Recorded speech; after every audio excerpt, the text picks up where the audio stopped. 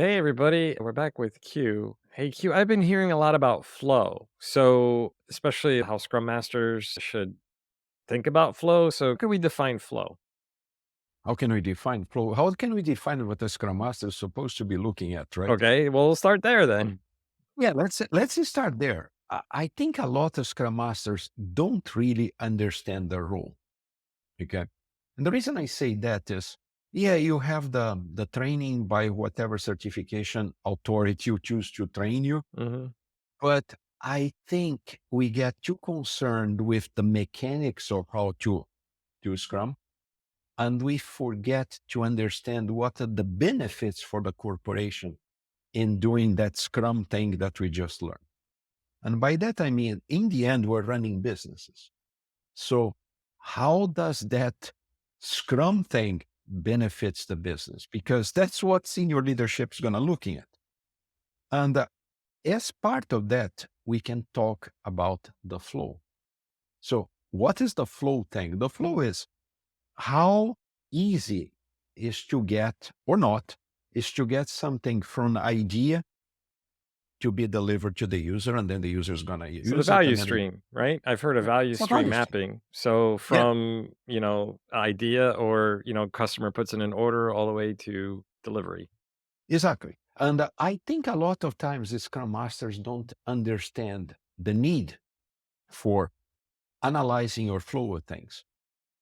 I think a lot of Scrum Masters get preoccupied how to run a retrospective, which is fair. You It's have to important. do Yeah. that.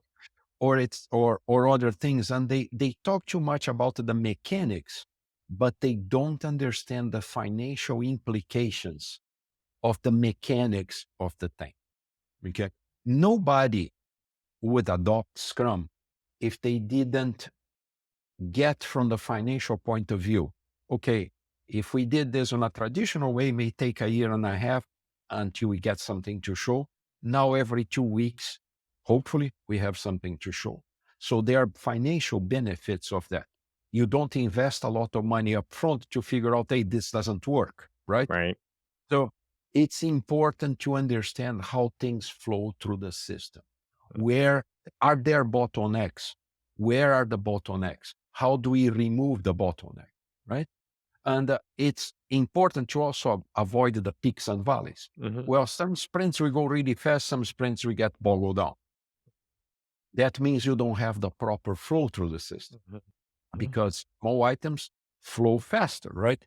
A big item, if something goes wrong, pretty much there goes your sprint, right?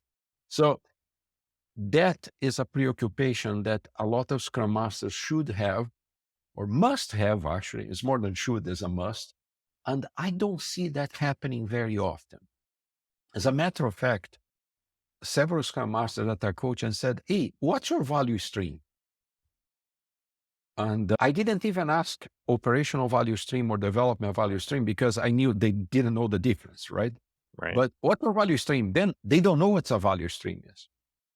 Oh, I said, okay, here's the problem. How are you going to facilitate flow if you don't know how things happen? It's I a like lot more than just say we have 10 user stories for the sprint and we got 10 user stories done. It's a lot more than that. I like to think of it, so my background's engineering, right? So I think of it like pipes.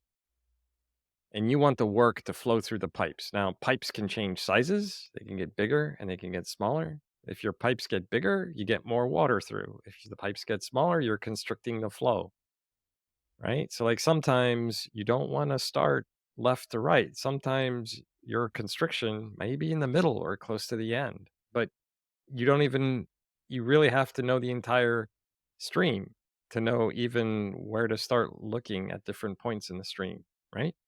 Exactly. And you mentioned the pipes, right? And I also think about, if you're talking about pipes, there's always valves in the pipes, right?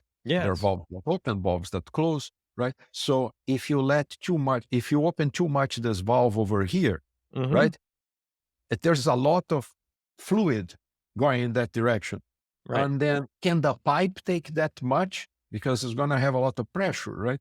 right. So you can use this as an analogy when you talk about Scrum, right? Okay, there's this stuff on the backlog that's new features, new work. Mhm, There's this stuff that bugs to fix mhm. or performance issues or etc. Right? even upgrade from one version of, I don't know, Visual Studio to the new version of Visual Studio, right? All Mhm. those things, infrastructural things. So if you have a product owner, just say, new work, new work, new work, new work, new work, right? Okay, the team is always doing new work. Okay. Oh, by the way, we have 5,000 bugs that we're not going to fix. Why was that? Well, because the product owner just want new work and are not fixing that. Well, that's going to have a very negative outcome from the part of the user because he's going to say, well, your product is awful. It Right. breaks all the time. Yeah, but we have all these new features here. And then they're going to say, but Q, where's the contribution of the Scrum Master? And there's a product tag. Well, the Scrum Master is responsible for the team, or accountable to use the correct word, for the team being successful. So a Mhm. team that's outputting crap of low quality Mhm. is not successful. And the Scrum Master should go to the product owner and say, hey, listen, I get it. But here's the deal. Did you see how many bugs we have in the backlog that not being fixed? You may not think it's important, but it's going to get worse and worse and worse. And over time, the team is going to get slower and slower and slower. Therefore, we don't have a good flow through the system. Like the pipes are getting clogged. The pipes are getting clogged. So Right. you're going to have less stuff and less stuff and less stuff. And if you don't fix the clogging, in my case, the bugs, right? The stuff is going to get more and more constricted until it gets to the point that, hey, it's completely obstructed now. It's not what we do. Okay, now it's firefighting mode. And Right. you know as well that I do, if you worked with IT at any point of your career, that we have plenty of firefighting going on. And the reason we have plenty of firefighting is we do not consider the appropriate flow through the system. There is a balance between new stuff, stuff that needs to be changed, infrastructure that needs to be created or upgraded, and etc. So Scrum Master has to put the brakes on that and say, product owner, we need to have a serious conversation here. This is part of the short term, getting whatever the sprint needs to get done, but you also need to keep the system in mind. Your company's a system, your teams are a system, assuming it's a scaled organization or whatever, right? And so Scrum Master reaches out either to functional or leads or other teams and say, "Hey, we've got this constriction in the pipes and we could do a lot more." So this is how a Scrum Master can really step up in that leadership role and get product owners, other Scrum Masters together and look at the value stream and say, here's where we have a clog. Let's put in some draining or whatever to get rid of the clog. Let's make the pipes as big as we can. Let's get as much fluid as we can through the system. Zach, and if you want to use another analogy, I forgot actually who taught me this analogy, but I love it. Some some some person in the past told me this. There's firefighting, there's fire prevention, Mm, right? So in order to have good flow, you have to invest in fire prevention. Otherwise, you are firefighting all the time. Now, firefighting, it's very expensive and doesn't produce good results most of the time because by the time you're fighting the fire, a lot of stuff already is completely burning, right? Well, it's very Or they were. exciting when there's a fire and you put it out, but you don't wanna become addicted to putting out fires. You want a Yeah, boring and then there's the cleanup after the fire, right? yeah, When all the smoke and Yeah, and the water usually makes more damage than the fire itself, that's right? true. So if you're talking about product, okay, so new features, new work, and new work is out of the door. Great. And then, hey, there's a bug in here. Hey, there's another bug in here. Hey, there's another bug in here. And then, well, the customer is not very happy. Hey, the customer is gonna say, you know what? I'm gonna change my product because this stuff it's always buggy, right? So that's part of the flow. You have bad flow in there because you are not creating the conditions not to have the fires in the first place. Right, And if you look from an economical point of view, if you have poor quality stuff, you have to redo it. And right. once it's out of the door, it's a lot more expensive to fix the stuff that got out of the door. And your So, reputation and a lot yep. of other yeah. And it's going to affect the bottom line, which is what senior leadership is going to be looking at and say, well, look how much money we spend fixing stuff. Why can't we get it right the first time? Right, Right. So right. it's job of the Scrum Master to have a conversation with their product owners and say, listen, you are putting too much focus on this and we are failing miserably on that stuff. So when you look at our value stream, when nothing happens, we're actually delivering things relatively well. The Yep. moment something happens, everything gets clogged, and then we get a backup because hey, we can't work on a new stuff because the customers are very furious. We have to fix this stuff first.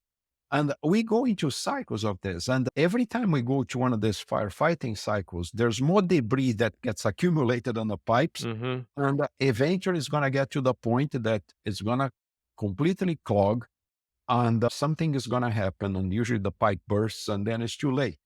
So Yeah, it's that's irreversible. paramount for a scrum master to pay attention to those kind of things.